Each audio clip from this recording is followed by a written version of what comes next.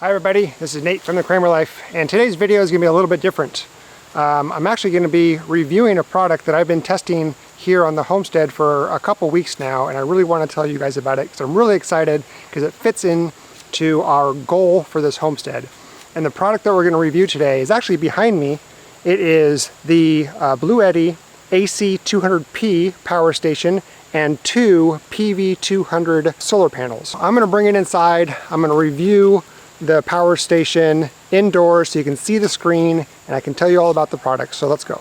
Okay, what I would like to do is quickly review this BLUETTI AC200P portable power station here in the farmhouse that I'm renovating, where it's actually come in handy quite a bit for me.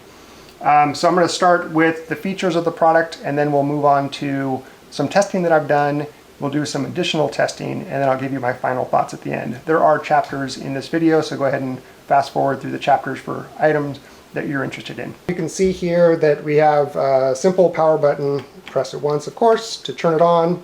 It boots up, and this LCD screen shows you. Right now it's showing that it's 100% charged. There are DC outputs and there are AC outputs. On the DC side, you have a 12 volt, 25 amp output, a cigarette lighter style 12 volt, 10 amp output, 12 volt, 3 amp output, 60 watt USB-C, 1, 2, 3, 4 USB style A, 5 volt, 3 amp charger. So you can do lots of charging of your DC equipment with these, no matter the connection type that you have. On the AC side, 6 standard AC receptacles. They are the slotted receptacles, meaning that you can put a 20 or 25 amp load on these, which is fantastic. What I really like about these here is these covers for all of the ports. Here down in the south, we have a thing called mud daubers, and they love to find holes, no matter the size, and fill them with mud. So having these is a fantastic thing out here in the south. Now on the side is where you have your inputs. You can charge with two types of charge, either a wall outlet, so the AC adapter that came with it, which I'll show you in a second, and it plugs into here, or you can charge with either solar panels or from your car, and that plugs in here. And this can take up to 700 watts of charging, which is fantastic. And then on the top here, you have two spots for wireless charging. So if you have a cell phone that can do wireless charge, you can just stick them on top of here and they will charge, which is great. The first thing that came with is this 500 watt AC adapter. And so this plugs into one of the charging ports on the side here. It will charge this from 0 to 100% in 4 hours. 500 watts, 2000 divided by 500 is 4, so 4 hours. So next is this multi-function DC charging cable. This is where you would plug into the DC input charging port on the charging side. It also comes with this cigarette lighter adapter to XT90 adapter. This is coming from your car, plugs into the adapter that then plugs into the DC side of your input. Then it also comes with the solar charging cables. It is a XT90 connector, and on the other side are the MC4 style adapters. Let's go through some of the settings here on the control panel. So first of all, you can see it's 100% charged. If you want to use the output, the DC output, you need to choose DC output on, and that turns this bank on. If you want to use the AC side, you have to turn the AC on. You can have both on at the same time. When the inverters are on, it does draw a little bit of power from the battery. So if you're not using one side or both sides, go ahead and turn them both off.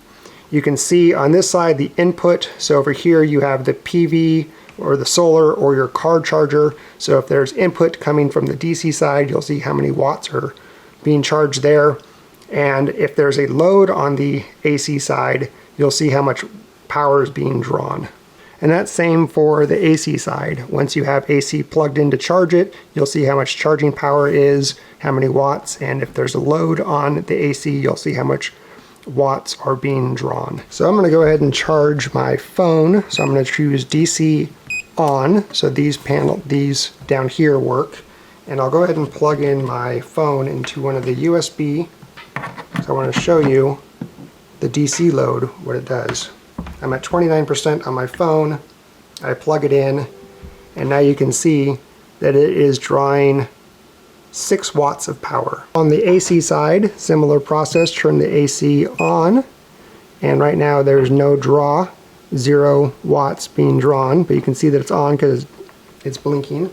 I'll go ahead and plug in an item to the AC side, and we can now see that there is 120 volts, 1.8 amps, 215 watts being drawn. So I've had the BLUETTI for a few weeks, and I've put it through quite a bit of testing. So the very first thing I did when I received the BLUETTI is I used the included 500 watt AC charger to bring it up to full charge. And I then decided I wanted to test it by plugging it into the smoker, or the smoker into the BLUETTI, because I had a bunch of meat that I needed to smoke. So I decided, why not use the BLUETTI for that? So I plugged the smoker into the BLUETTI and I smoked the meat. It was some bones and some meat that I was going to give to the dogs, and so it took about 4 or 5 hours. No issue. BLUETTI performed like a champ. The smoker ran like normal, and I was able to cook the bones and the meat and provide the dogs with some yummy treats. Meanwhile, while that was happening, I decided, well, I might as well charge my drone batteries because those were running low. So I plugged the drone into the USB-C port and I charged the drone battery. That worked quite well. And then I thought, well, you know what? Let's add a little bit more load to this just to see how well it does. And I ended up charging a couple of my Milwaukee power tool batteries, and all 3 of those were running at the same time with no issue. Another item that I wanted to test charging was another 12 volt battery. So the electric fence charger that we have runs off of a 12 volt deep cycle marine battery, and it was running low. It needed to be topped off. So I disconnected it from the charger, brought it up to the house where the BLUETTI was, plugged the 12 volt marine battery into the BLUETTI cigarette charger style adapter, and charged the deep cycle marine battery with no issue. It took a couple hours, it topped off, brought it up to 100% charge. I was able to bring it back down to the electric fence charger, plug it in, and things were operational again. So that was really cool. The day that we had our dumpster picked up, I went around the property looking for things to throw away, and we had a pond liner. I wanted to cut that up and throw it away in the dumpster. So I ended up taking the BLUETTI up along with the Sawzall, and I cut the pond liner into multiple pieces with the Sawzall running off of the BLUETTI. And again, the Sawzall had no issue. It was running at 100% capacity. BLUETTI performed like a champ. So I want to do 2 final tests on this, and we're going to do it live together. You guys know that I have an electric lawnmower, and I love that thing, and it'd be really cool to see if the BLUETTI could charge the batteries for the lawnmower. Right. As you can see, I have the BLUETTI out and the solar panels outside. Turn on AC output on. The BLUETTI's charged about 47%, currently only getting about 100 watts of solar input because of the overcast. That's okay, it'll still work. Plug the charger in for Hypnoid for the electric lawnmower. Good. All right, and they're charging. These are drawing about 825 watts of power. Thank you, Kinsley. Based on what we just saw there, the charger for the electric lawnmower, it draws about 850 watts of power. And even if I were to max out the solar panels at 700 watts input for the BLUETTI, that means that the charger for the electric lawnmower is drawing more than the input that the BLUETTI is getting. So that does mean that the BLUETTI will lose some of its reserve power as it's charging the batteries for the electric lawnmower, but it should only take probably 2 hours for the electric lawnmower batteries to charge up, and then the BLUETTI can be topped off by the solar panels. So that's really cool. That means that I could run the electric lawnmower for free from now on by charging it from the BLUETTI with the solar panels. That's really cool. The next one that I want to test is, can I run our RV off of the BLUETTI? Here's how I have my RV set up right now for power. So power cord coming into the RV, and that's being attached to this portable EMS surge protection. And this is being fed by 2 power cords. They are coming from the house. So my RV is being fed 40 amps from the house, 20 and 20, and I want to see if I can have the BLUETTI provide the same thing. Right now the RV is unplugged, so power cable 1 and 2 are unplugged. Nothing is powering the RV, it's off. This is a 2000 watt continuous output. It can sustain 2500 watts for 2 minutes before it overloads, and it does have a 4800 watt surge. So let's see if this works. All right, here we go. I'm going to turn the BLUETTI on. I'll go ahead and plug in power number 1 and cord number 2. Okay, and then turn on AC power. Okay, I see a power light and a power light. Okay, the portable EMS surge protection, it's showing that we have line 2, it's 121 volts, 0 amps, 60 hertz.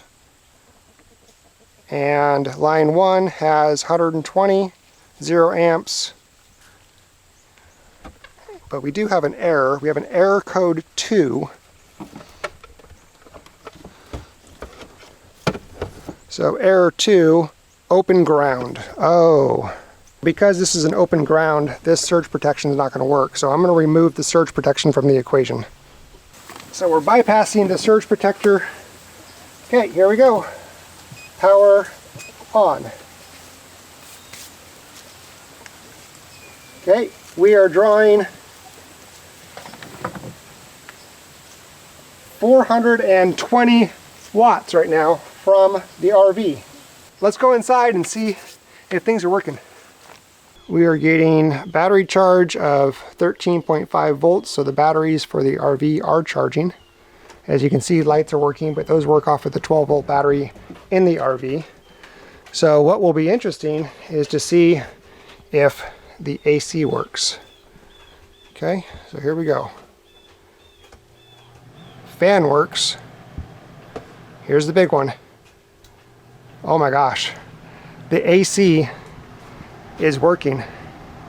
Let's go see what the draw is on the BLUETTI. You can hear the BLUETTI's fan going, and we're drawing 2,000 watts. We're at 47% battery charge, but it's working. This thing is powering our RV even with the AC on.